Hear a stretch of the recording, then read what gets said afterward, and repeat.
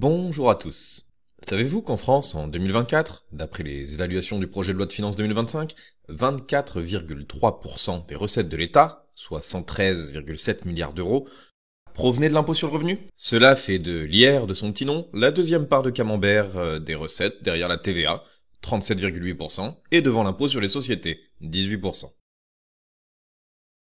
Pour le reste des taxes, nous pourrons compter les taxes sur les produits pétroliers, l'IFI, la taxe sur les salaires, le droit des timbres, le droit d'enregistrement, qui comprennent les droits de succession et de donation, principalement. Pour revenir à ces 24,3% de recettes d'impôt sur le revenu, savez-vous que l'année dernière, en 2023, seulement 44,7% des foyers fiscaux payent de l'impôt sur le revenu? Mais alors, comment être sûr que je contribue à l'impôt justement par rapport à mes revenus? Est-ce que je ne pourrais pas utiliser quelques leviers pour alléger ma fiscalité? Ou est-ce que je suis tout simplement curieux de savoir comment ça fonctionne?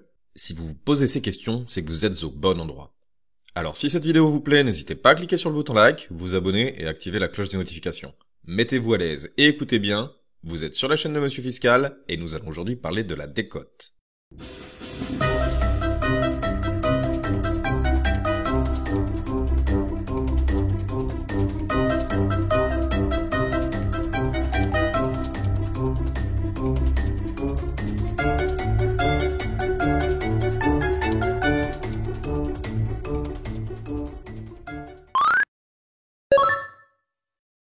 La décote est un mécanisme qui vient corriger l'impôt brut, prévu par l'article 197 du Code général des impôts. Elle intervient après plafonnement du quotient familial et avant les éventuelles réductions ou crédits d'impôt. Elle a vocation à limiter l'imposition des ménages les plus modestes, ou en tout cas les plus modestes de ceux qui paient des impôts, en ajoutant une forme de proportionnalité supplémentaire. La formule est toute simple.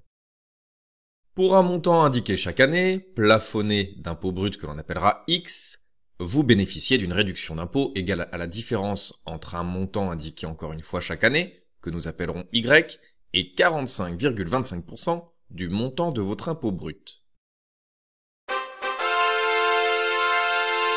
Yeah. Encore une fois, ce n'est pas si compliqué. Pour un célibataire en 2024, si votre impôt brut ne dépasse pas 1929 €, la décote est égale à la différence de 873 € et 45,25% du montant de votre impôt. Par exemple, Albert, célibataire, a calculé un impôt brut pour l'année dernière de 1300 €.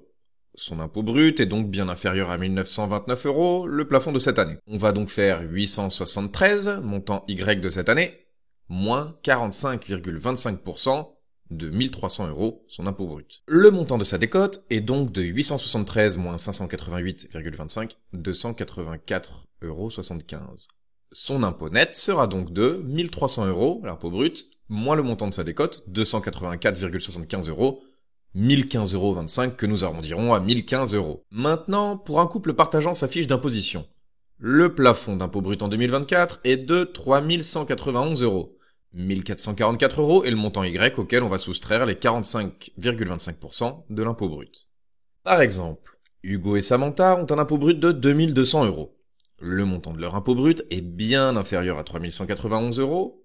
Le montant de leur décote sera donc de 1444 moins 45,25% des 2200 €, soit 1444 € moins 995,5 €, 448,5 € pour leur décote.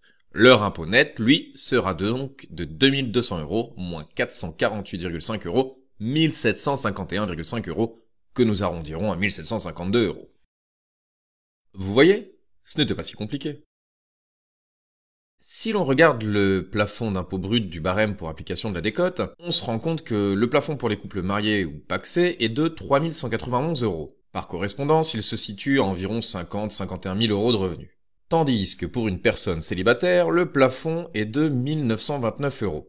Il lui est atteint aux environs de 28 500-29 000 € de revenus. Cela signifie que deux personnes célibataires ayant un revenu similaire inférieur à ces montants ont tout intérêt à faire des déclarations séparées.